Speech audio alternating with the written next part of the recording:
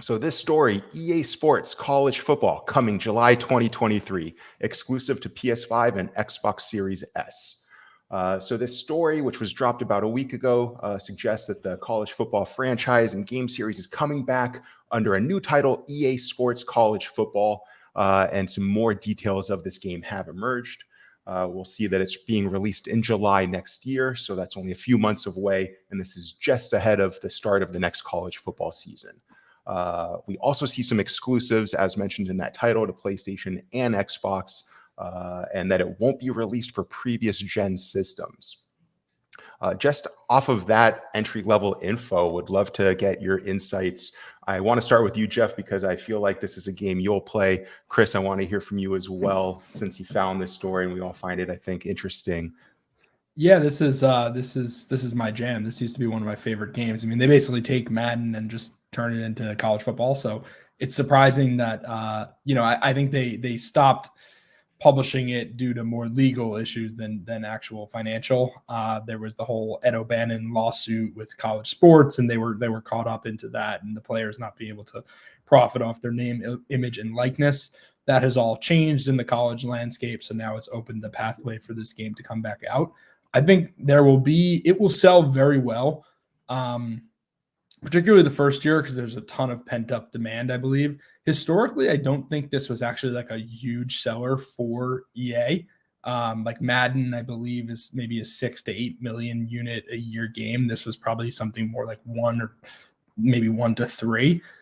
So not like super, super financially important. However, I believe there's a ton of pent up demand from people like myself who love college sports and love Madden, who will definitely play this, and I'm excited for it personally.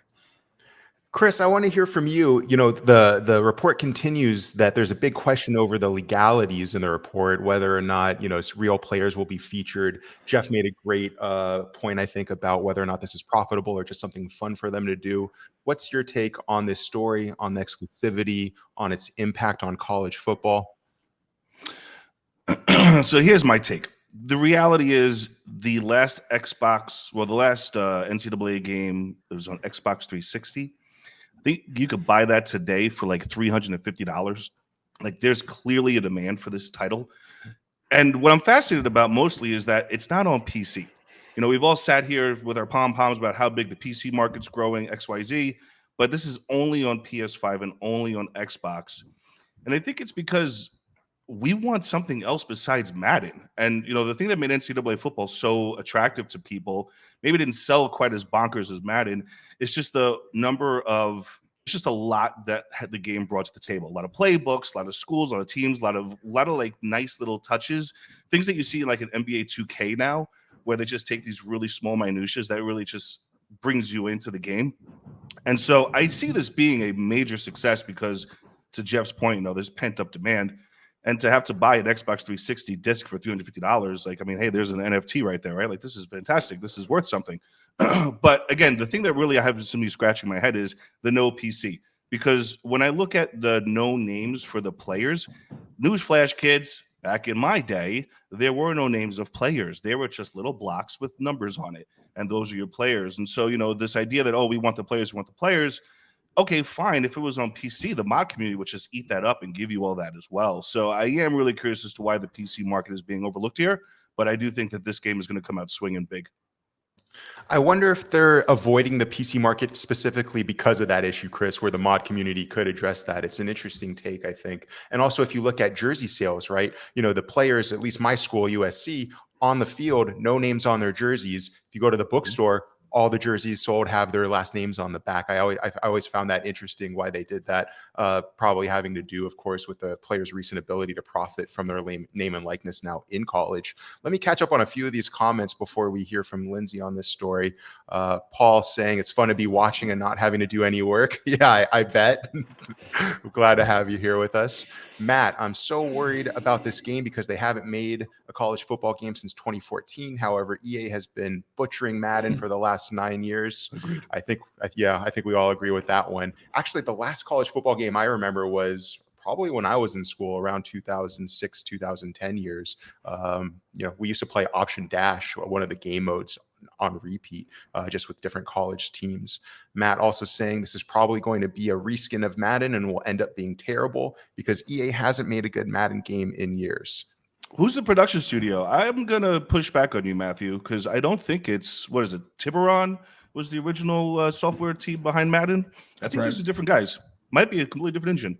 Fingers crossed. That would be interesting, and surprise, like just from a cost perspective, it would be surprising if they did it that way. But it could make for a unique game. Matt also saying he agrees with Jeff that this will do huge numbers for EA.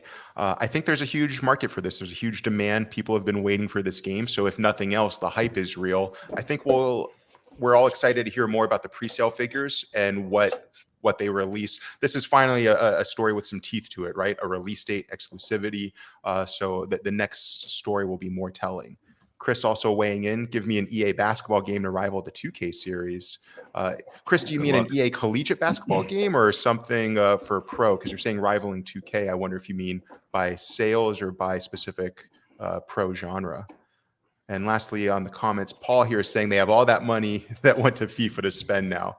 That is also true. I'm not sure if that's how the budgets and the departments work over there, but you got to imagine, regardless of what the budget is or where it's going, that they need to fill a void and figure out whether it's another sports title or other, RPGs, first-person shooters, what have you, that they need to do something to stay innovative and continue to create.